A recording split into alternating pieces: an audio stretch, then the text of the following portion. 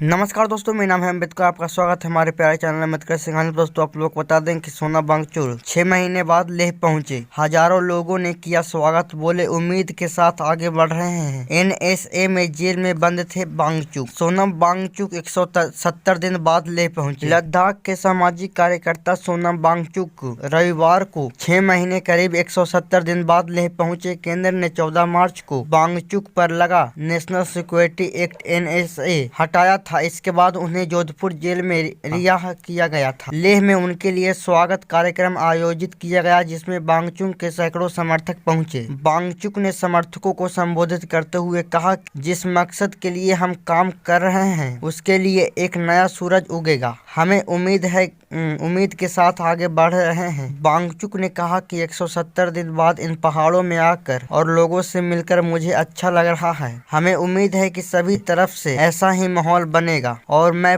पूरे देश में उन लोगों की शुक्रिया अदा करना चाहूंगा जिन्होंने इस संघर्ष में हमारा साथ दिया। मैं लोगों से मिलने का बेसब्री से इंतजार कर रहा हूं। सोनम वांगचुक के स्वागत के लिए हजारों लोग फूल और सफेद पटका लेकर पहुंचे, जैसा कि आप लोग तस्वीरों के माध्यम से देख सकते हैं। महिला समर्थक ने सोनम वांगचुक और उनकी पत्नी को गले लगाया, जैसा कि आप लोग तस्वीरों के माध्यम से देख सकते हैं। बीच में सोनम वांगचुक नजर आ रहे हैं और बगल में उनकी पत्नी है। सोनम वांगचुक 170 दिन बाद लेह पहुंचे। सोनम वांगचुक के स्वागत के लिए बड़े बड़े बैनर लगाए गए हैं। लद्दाख में हिरासत का समय आत्ममंथन का अवसर था। वांगचुक ने जेल के समय को कठिन अनुभव बताते हुए कहा कि हिरासत का समय आत्ममंथन का अवसर था। वहीं मैं इस दौरान मेरी पत्नी गीतांजलि को कानूनी लड़ाई में काफी मुश्किलों का सामना करना पड़ा। दरअसल केंद्र ने 14 मार्च को लद्दाख के सामाजिक कार्यकर्ता और इंजीनियर सोनम वांगचुक पर लगा नेशनल सिक्योरिटी एक्ट NSA हटाया था। पिछले साल लद्दाख में उनके अनशन के दौरान 24 सितंबर 2025 को लेह में हिंसा हुई थी। 2 दिन बाद 26 सितंबर को राष्ट्रीय सुरक्षा अधिनियम NSA के तहत वांगचुक को हिरासत में लिया था। उसके बाद उन्हें फौरन जोधपुर शिफ्ट कर दिया गया था। 170 दिन से वे जोधपुर जेल में ही थे।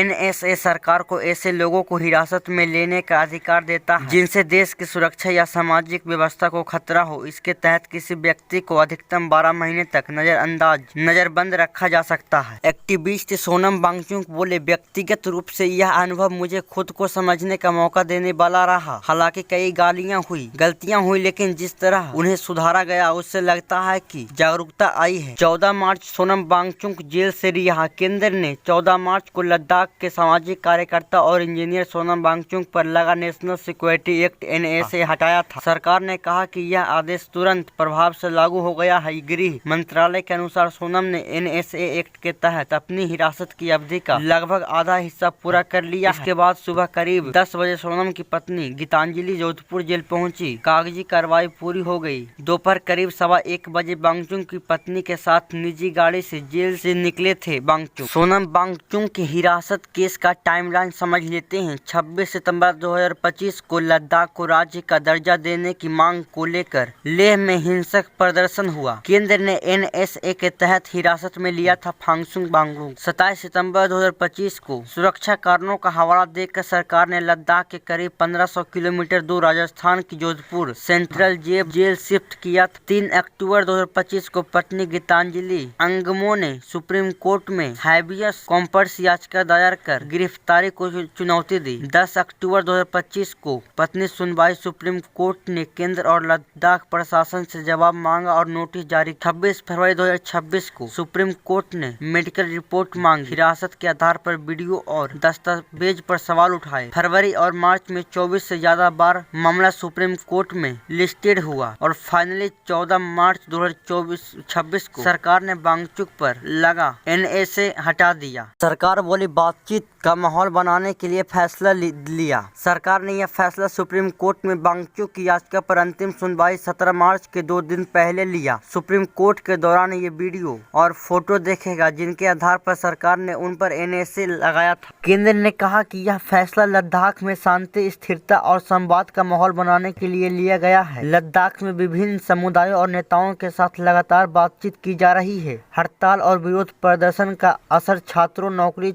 चाहने वालों, व्यापार पार्टनर और स्थानीय व्यवस्था पर पड़ रहा क्षेत्र की चिंताओं को दूर करने के लिए हाई पावर कमेटी के जरिए बातचीत जारी हो रहेगी। 2 दिन पहले वांगचुक ने सोशल मीडिया प्लेटफॉर्म एक्स पर लिखा था, लद्दाख के लिए ईमानदार संवाद आवश्यक है। मैंने एक्टिविज्म से दूरी नहीं बनाई है। लद्दाख के प्रति मेरी प्रतिबद्धता पहले जैसी ही है। इसका उद्देश्य लद्दाख के लिए न्यायपूर्ण और स्थानीय भविष्य है। 4 फरवरी को केंद्रीय राज्य मंत्री नित्यानंद की अध्यक्षता में हाई पावर कमेटी की बैठक हुई थी। इसमें लद्दाख के 2 प्रमुख संगठन लेह अपेक्स बॉडी और कारगिल डेमोक्रेट अलायंस शामिल हुए। इनके नेताओं ने वांगचुक की रिहाई की मांग दोहराई थी। असर लद्दाख को पूर्ण राज्य का दर्जा देने की मांग कर रहे थे। सोनम वांगचुक। सोनम को 26 सितंबर 2025 को राष्ट्रीय सुरक्षा कानून NSA के तहत हिरासत में लिया गया था। वह लद्दाख को पूर्ण राज्य का दर्जा मांगने के लिए आंदोलन कर रहे थे।